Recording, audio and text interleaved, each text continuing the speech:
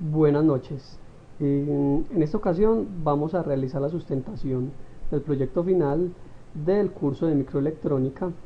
Eh, Nosotros somos el grupo 24, los integrantes somos Juan David Nieto Franco, Daniela López y Andrés Felipe Chávez. Bueno, entonces, para el diseño del circuito integrado del proyecto final, teniendo en cuenta los requerimientos del mismo, se realizó el análisis de las condiciones bajo las que debe funcionar el integrado. En el orden del día, entonces lo primero que hizo fue realizar una tabla de verdad según los parámetros de funcionamiento.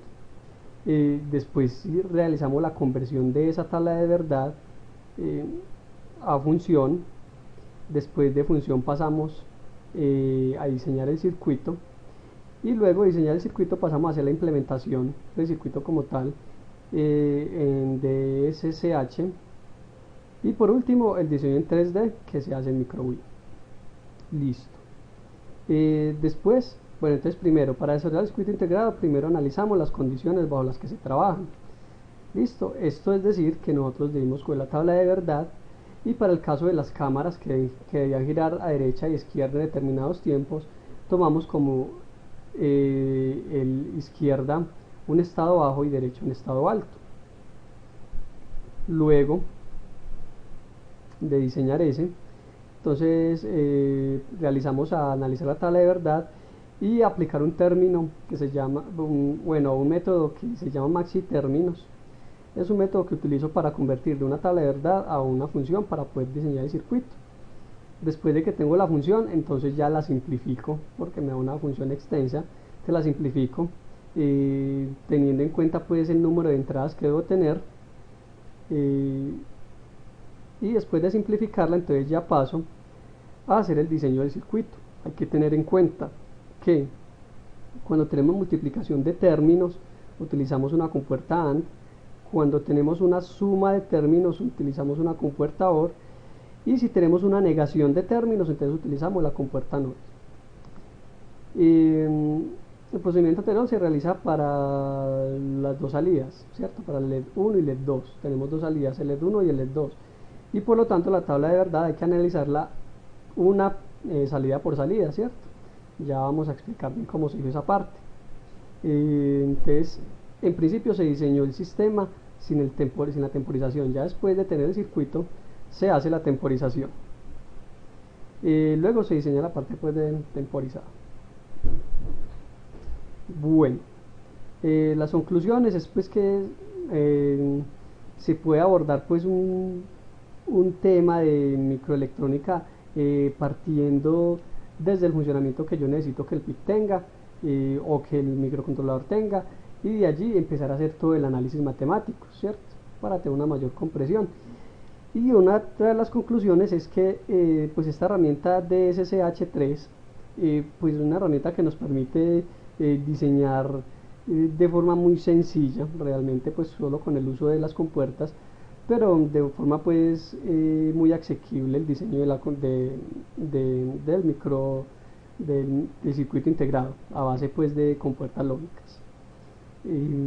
Bueno, nos apoyamos en algunas referencias bibliográficas para la realización pues del trabajo. Bueno, entonces paso a mostrar entonces ya como tal el desarrollo del proyecto, cómo fue que se diseñó el circuito, cómo fue que se llegó a esa parte, a esa solución. Entonces, como les mencionaba anteriormente, primero lo que se hizo fue una tabla de verdad. Vamos a esperar a que abra aquí.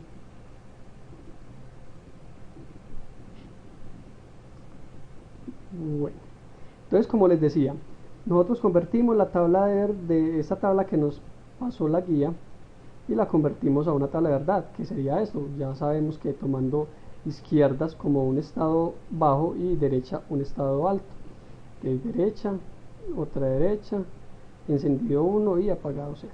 ¿Listo? Este fue el circuito, la tabla de verdad que nos dio. De ahí entonces empezamos a hacer la conversión de tabla de verdad a función, utilizando maxi términos en este caso. Hay dos formas de hacerlo, maxi términos y mini términos. En la parte de maxi términos solo tomamos en cuenta las salidas que nos dan 1, y lo que hacemos es que donde hay un término en 0 se pone negado y donde está el término en 1 se pone normalmente y se multiplican las salidas y se suman, perdón, se van sumando, se van multiplicando las salidas según sea el caso.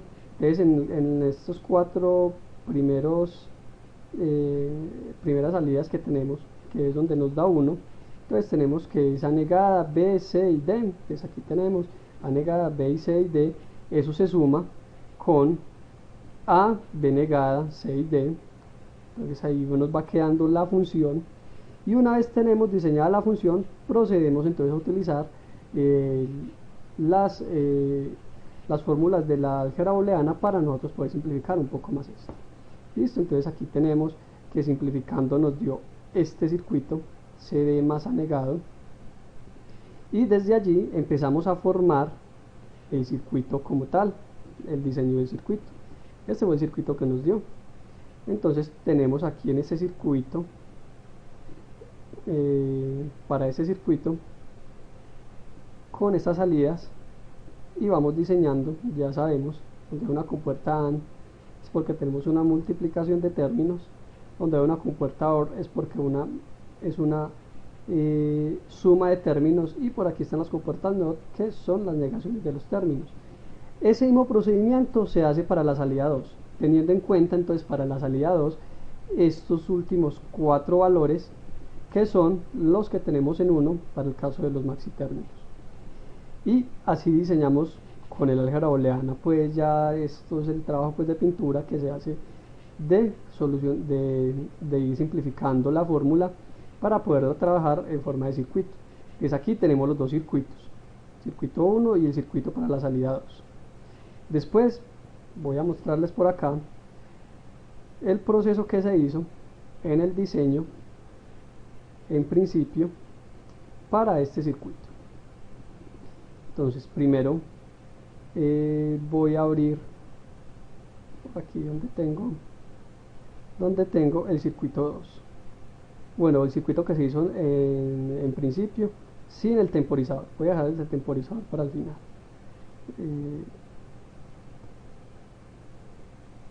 Y por aquí tengo el proyecto final.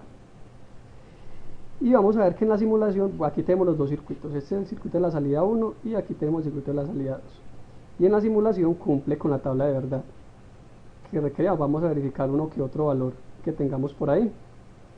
Por ejemplo, veámonos aquí en la tabla de verdad.